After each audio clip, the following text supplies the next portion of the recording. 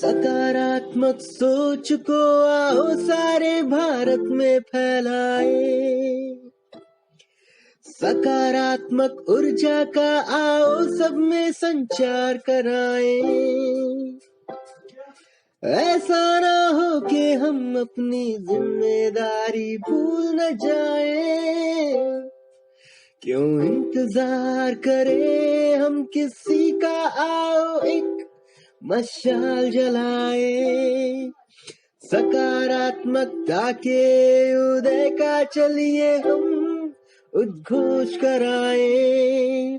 RJS जय हिंद के नारों से अपना देश जगाए, RJS वंदे मातरम से सारी सरकार जगाए। मैं परिचय बता दूं, प्रफुल्ल भाई के मेंटोर रहे हैं, गाइड रहे हैं डॉक्टर प्रेमचंद दांडिया जी, एमेरिटस प्रोफेसर फार्माकोलॉजी हैं और स्वास्थ्य SMS मेडिकल कॉलेज जयपुर, आप जयपुर से हैं। तो डॉक्टर प्रेमचंद दांडिया जी, आजादी की अमृत गाथा के 84वें अंक में आपका सादर अभिवादन है, निमंत्रण है कि आप हम लोगों का मार्गदर्शन करें। आप अपने बारे में बताएं और जयपुर में क्या माहौल है स्वतंत्रता दिवस को लेकर, किस तरह की तैयारियां हो रही हैं वहां, उस माहौल की भी चर्चा करें। और प्रफुल्ल भाई को ब्लेसिंग्स आपने दिया है ताकि वो इस मुकाम तक पहुंचे हैं। आज के मुख्य अतिथि हैं प्रफुल्ल भाई सेठ और रंजन बेन जी। ये जुगल जोड़ी लगातार आजादी की अमृत गाथा में जुड़ते रहे हैं। जी डॉक्टर प्रेमचंद दांडिया। जी हाँ, आपने सुन लिया, मुझे देख लिया? हाँ बिल्कुल देख लिया सर, और अच्छा लग रहा है। अच्छा, देखिए, मैं जिस वक्त आज़ादी हुई थी आज से 75 साल पहले, हेलो, जिस वक्त आप बोले सर, आप सभी सुन रहे हैं, सभी सुन रहे हैं। जिस वक्त मैं लखनऊ में था और सरोजनी नायडू वहाँ की गवर्नर बनी, अंग्रेज गवर्नर था, उसका झंडा नीचे आ गया, वो मैंने देखा। और मैं जाके वहाँ गवर्नर हाउस में सवेरे साइकिल से गया था 6 किलोमीटर दूर, और उनको डाउन आते देखा। और फिर सरोजनी नायडू का झंडा ऊपर गया, और वो झंडा जब ऊपर चला गया, जब हमने समझा कि हिंदुस्तान आज़ाद हो गया है। पहले तो बड़ा डाउट था हमें कि सचमुच पता नहीं हिंदुस्तान 15 अगस्त को आज़ाद होगा भी कि नहीं होगा, क्योंकि जब से हम पैदा हुए थे हम तो यही सुन रहे थे, अंग्रेजों भारत छोड़ो। हम भी चिल्लाते थे, गांधी जी कहते थे एक दफे और हम 100 दफे कहते थे। तो ये चीजें ऐसी थी कि जो अनबिलीवेबल थी, क्योंकि हमने तो सिर्फ आज़ादी और गुलामी देखी थी और उसमें चिल्लाते थे, और हमें उम्मीद नहीं थी कि ये सचमुच चले जाएंगे। ये चले गए तो बड़ा सौभाग्य था हमारा, वो सौभाग्य देखने का था। उस दिन एक और घटना हुई लखनऊ में कि वहाँ के पुराने नवाब थे लखनऊ के, वो हाथी पर चढ़ के निकले। उन्होंने कहा कि देखो भाई, हमने अंग्रेजों को तो भगा दिया है और अब राज हमारा हो गया है। अंग्रेजों ने हमसे ही राज लिया था और हमें ही वापस दे गए हैं। तो वो सारे शहर में हाथी पे घूम के आए थे। ये दो चीजें थी। और तीसरी एक चीज और बताऊंगा मैं आपको कि उस वक्त ये रिफ्यूजीज जो थे सिंध से, सैकड़ों नहीं है, हजारों की तादाद में आ गए। और जिस मोहल्ले में मैं रहता था लखनऊ में, वहाँ बहुत ज्यादा आ गए। ऐसा ऐसा था कि फिर इनके लिए टेंट लगाने पड़े। तो वो आजाद भी हो गए और रिफ्यूजीज भी आ गए, और कम से कम 50,000 रिफ्यूजीज सिंध से लखनऊ में आए थे। और आज यहाँ मैं इस वक्त जयपुर में अपने घर पे बैठा हुआ हूँ। संडे का शुभ अवसर है। मैंने प्रफुल्ल जी को और उनकी को अभी देख लिया था। पता नहीं उन्होंने मुझे देखा है कि नहीं, देख ही लिया होगा, कोई बात नहीं है। ये तो हमें देखती रहती हैं रंजन भाई। और आज मुझे बड़े गर्व से कहना पड़ रहा है कि हमारे यहाँ जयपुर में बहुत उत्सव मनाया जा रहा है। सारे लोग अपने घर पे खड़े हुए हैं और झंडे लहरा रहे हैं अपने अपने घर पर। और ये कभी नहीं हुआ था। ये हमारे प्रधानमंत्री ने जो आह्वान दिया उसको लोगों ने बहुत जोर से स्वीकारा है और करके कुछ न कुछ दिखाएंगे, ये बात है। अब यहाँ जयपुर में जोश ज्यादा है लोगों में, क्योंकि यहाँ कोई भी चीज देश में होती है तो जयपुर में बहुत ज्यादा जोश के साथ होती है। चाहे जीना हो या मरना हो, वो सब हो जाता है यहाँ।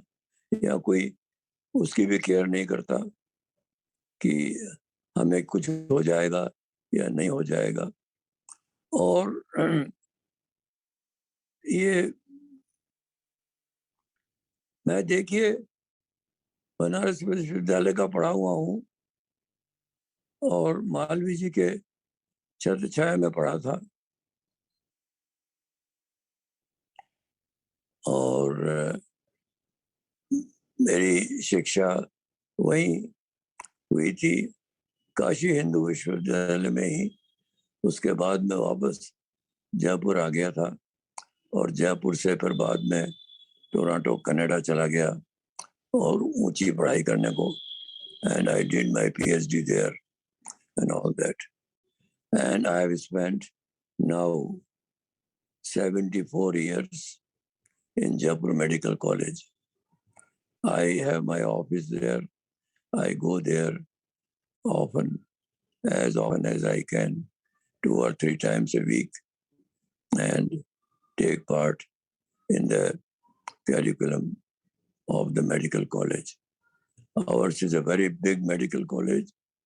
We admit 250 students every year and as many as that many postgraduates. So it's a very huge college, and I have the privilege of being on the faculty of this college. और प्रफुल्ल भाई और कुछ चाहते हैं आप, मैं कहूँ क्या? जी जी आज मेरे मन्ना जी, बहुत गर्व की बात है। कल रात को मैंने डांडिया साहब से कहा कि ये प्रोग्राम होने जा रहा है और मैं कुछ 2 शब्द बोलने वाला हूँ, तो आप भी अपने कुछ शब्द वहां बोलेंगे? तो बोलता है जरूर आऊंगा, 11:30 बजे आऊंगा। और देखो आज भी टाइमलीनेस देखो, 11:30 बजे उपस्थित हो गए थे। ये हमारे जो वडील है ना, जो हमारे से सीनियर है, डांडिया साहब तो वैसे हमारे मेंटर रहे, हमारे गाइड रहे। मैं इंडिया जब आया वापस, तब मेरी पहली लेक्चर जो हुई थी उसमें मैंने जो लेक्चर दिया था उसमें डांडिया साहब भी हाजिर थे। और आज मैं कह सकता हूँ कि इनके इंस्पिरेशन से काफी हम लोग आगे बढ़ते हैं। जयपुर गवर्नमेंट में उनका बहुत ये रहा है कंट्रीब्यूशन, और जयपुर में जो दवाइयों के दाम जो सस्ते वगैरह करने में उनकी महत्वपूर्ण भूमिका रही है। तो मेरे लिए बहुत गर्व की बात है। और डांडिया साहब को देख के मुझे बहुत बहुत अच्छा लगा। पता नहीं, लेकिन पूछने की हिम्मत नहीं है, लेकिन मेरे ख्याल से 92 तो क्रॉस कर गए होंगे। 96 डांडिया साहब। जय Hind sir, Vande Mataram. Thank you very much. बहुत अच्छा लगा डॉक्टर साहब। प्रणाम। रंजन बहुत अच्छी लग रही हो।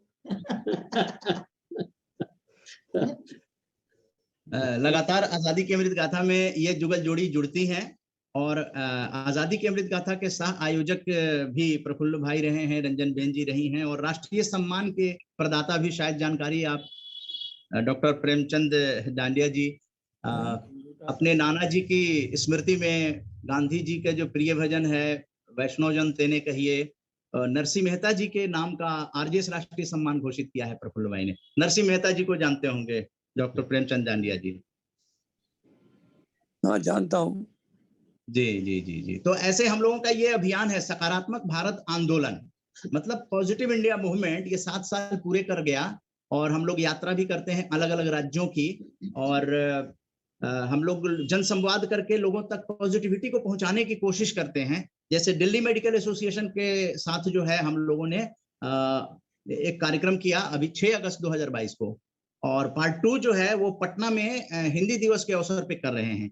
ये इसके बाद झारखंड में हम लोग करेंगे एमएसएमई सेक्टर को लेकर, लघु उद्योगों को लेकर, एंटरप्रेन्योरशिप को लेकर, यानी कि positive media, positive India movement यही है कि जहां पर सकारात्मक पत्रकारिता हो और अलग अलग विषयों पे हो। तो अलग अलग विषयों पे हम लोग बैठक करते हैं, और अभी हम लोगों ने एक मुहिम शुरू की है जो शायद आपको भी जानकर आश्चर्य होगा कि भारत में ऐसा भी एक मुहिम आरजेएस चला रहा है, राम जानकी संस्थान, अपने पूर्वजों की स्मृति में महापुरुषों के नाम का award.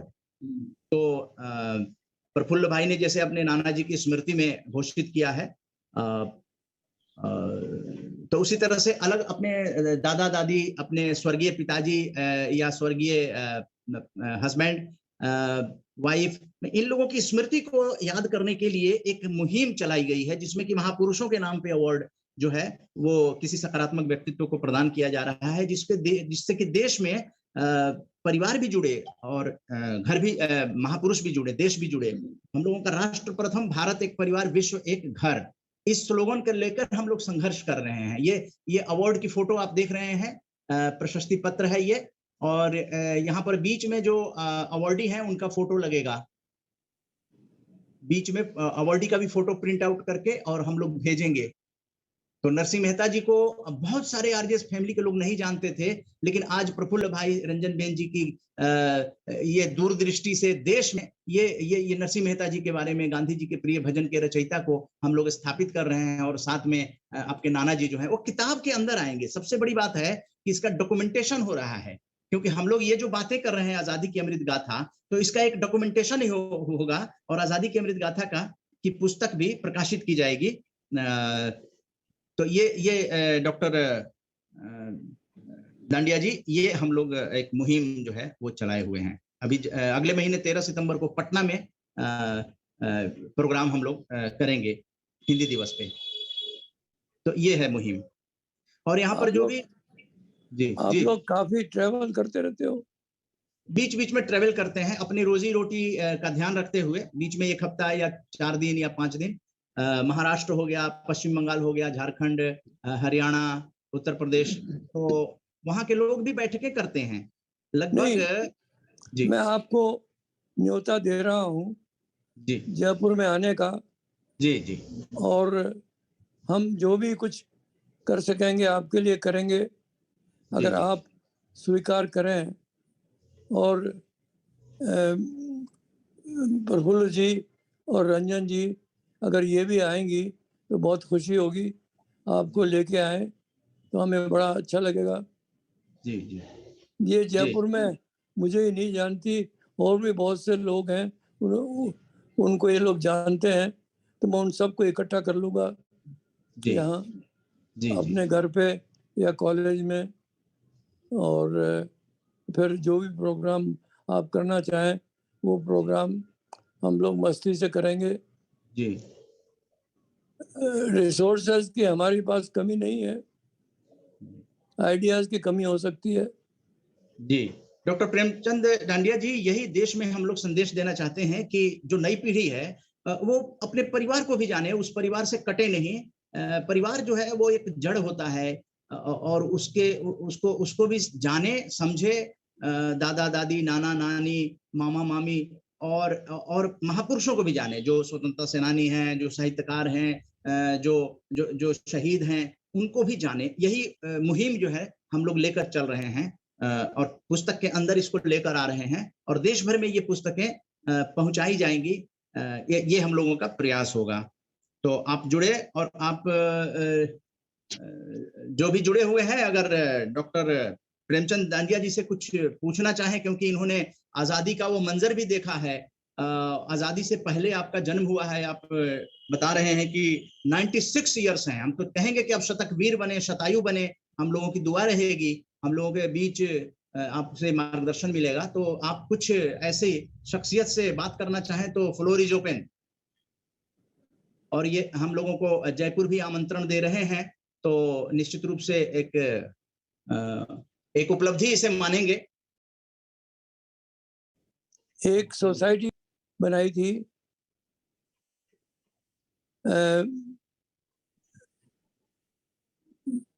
Rajasthan society for the rational use of drugs, और उस सोसाइटी को हमने करीब 25 वर्ष पहले बनाई थी।